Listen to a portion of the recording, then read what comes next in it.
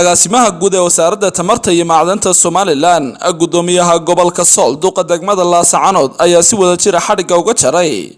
wajigii labaad ee leerka ku shaqeeya tamarta cadceedda kaas oo wax weyn ka taraya bilicda iyo amniga magaalada Laascaanood sidoo kalena waxay wasaaraddu gaari wiisha iyo agab kala duwan oo lagu shaqeynayo mashruucan ku wareejisay maamulka dawladda hoose ee degmada Laascaanood intaasi kadib waxa halkaasi hadalka iska daba qaatay isuduwaha wasaaradda tamarta iyo macdanta Somaliland ee gobolka Sool Cali Dheere Xuseen injineer ka socday wasaaradda agaasimaha guud ee wasaaradda tamarta iyo macdanta Somaliland Cabdiraxmaan Cali Deeq maayarka degmada Laascaanood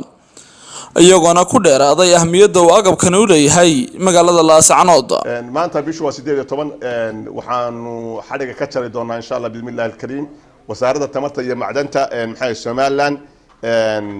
solid streetadii magaalada Laascaanood kuwaas oo tiradoodu ay ka kooban tahay 135 xajmiga dhulka ay ku fadhiyaan uu noqonayo 5 kilomitir iyo 400 oo mitir wixii faahfaahinay inta dheeraada wasaaraddu waxay kale oo muxuu ahaayay hawshaas 2016 waxay keentay 60 muxuu ahaayay laabadood oo solid street ah waxay kaloo ku soo kordhisay kadib markii ay dib u soo waxaysay muxuu ahaayay assessment dib u qaaday iyadoo muxuu ahaayay boqortooyada muxuu ahaayay Norway muxuu ahaayay 75 mid oo kale ayay keentay gaadhi bakataraga kuwa hore oo ay maintain garaysay oo waxa weeye wixii ka dhinaayay bateriyadii iyo nidaamkii muxuu ahaayay ku maintain garaysay insha Allah bismillahil kariim iyo wixii qalab spare part waxaan ku wareejin doonaa maayarka magaalada muxuu ahaayay Laascaanood iyo dawladda hoose waxaan markaa leenahay waxa weeye qalabkan iyo muxuu ahaayay mashruucan waxa la muxuu ahaayay degmada dadweynaha maamulka iyo dawladda hoose ayaa iskale mashruucan wuxuu ka koobnaa laba qaybood oo qaybi ay ahayd 2016 aanu sameynay oo 60 birood ka koobnaa solar steel lights 60 kaas waxa la sameeyay sanadkii 2016 2018 ayaanu Laascaanood dib ugu soo noqonay anagoo sidna 5 hore waxaanu aragnay 60kii hore inay repairing u baahan yihiin isla waqtigaasna wasaaraddu waxay go'aansatay inay raaciso repairingkii 60kii hore 75 ka cusubna ay loo taago iyadoo kaashanaysa Norway waxa degmada dadweynaha degmada iyo maayarka iyo duqa iyo gudoomiyaha gobolka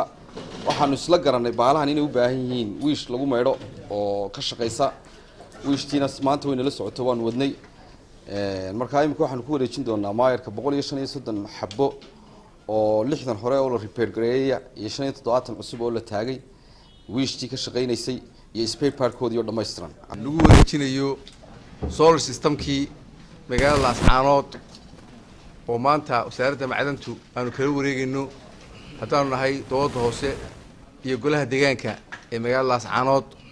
kolley farxad weyn bay noo tahay aan soo koobi karin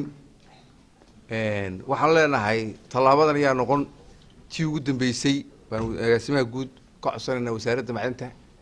in magaalada kolley xalay soo marno baaxadeeda iyo say tahay agaasimood ka wareysaa in muxuu ahaa markii ugu dambeysay noqonay marar badan wasaaradda macdantu anagoo ma hadnaqayna agaasimaha guud agaasimo waaxiyada wasiirka intaba anagoo ma hadnaqayna isuduwaha wasaaradda gobolka face labaadna noo raadsanad ilaahaymo kaloo farxad weyn noo ah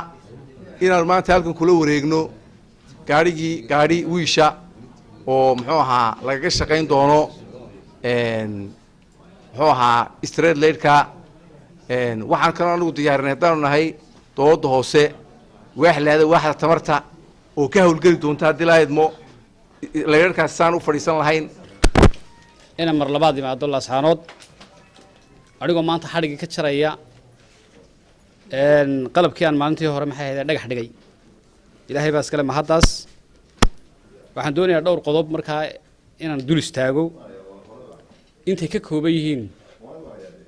qalabkan qorraxda systemka laga dhaliyo leerka iyo maintenance-ooga iyo gaadiidka laga shaqeyn doono iyo mashruuc inoo soo socda marka waxa weeyaan inuu ka faa'iideysano wixii naga soo gaadhay inaynu ilaashano marka waxa weeyaan waxaan halkan fariin ugu dirayaa dadweynaha inay la shaqeeyaan gudoomiyaha iyo maayirka siday u ilaashan lahaayeen deeqaha na soo gaaraya ee dalkeena soo gaaraya ee waliba lacagna ku socon natural resource ka faa'iideysanayno marka kulli waxa weeyaan gabagabada waxaan ku soo gabagabeynayaan waxa weeyaan kulli anagu wasaarad ahaan iyo hay'ad ahaan waan gudbinay hawshii dhamaynay hawshaas inay noo shaqeyso ugu dambeyntiina gudoomiyaha gobolka Sool Cabdiqani Maxamuud Jeede ayaa ku dheeraaday faa'iidada uu mashruucan u leeyahay bulshada gobolka Sool waa uga mahad celinayna wasaaradda tamarta iyo macdanta iyo cid alla cidii mashruuca inuu caawisay ee ka qayb qaatay runtii gobolkan saad ogtiin gobolkan Sool wuxuu gobolada kale Soomaaliland kaga duwan yahay natural resource badan buu leeyahay anagu agaasimo waxaan leenahay cadceed kulul cadceedeeda kulul oo meesha nugaal ba leeyahay cadceed kulul bay leedahay cadceeda kulul wax badan baa laga faa'iideysan karaa wasaaradda tamarta waxaan doonayaa inay dab badan nooga dhaliso inay wax badan nooga qabato runtii oo cadceeda nooga faa'iideyso arrinta isbitaalka runtii aad ugu mahadsantiin waa meel halbowle isbitaalku dhibaato badan bay ku qabaan shidaalka marka cadceeda in looga faa'iideeyo dabka looga dhaliyo waliba October in laga soo horeysaan jeclaan lahayn waxaan mar labaad idin ka mahad celinayaa laascanood haddii korontada tagto lama tabiyo loomana baahanayo solar streetkaas wax badan runtii ka caafiyey magaalada dhan way iftaa agaasimaha ayaa intuu ku sugnaa magaalada Laascanood waxa uu kormeer ku tagay leerarka ku shaqeeya tamarta cadceedda xilli habeenimo ah taasoo la arkayay magaalada Laascanood oo siraadan walibaan Axmed Ciise Libaan Qaran Somnews TV Laascanood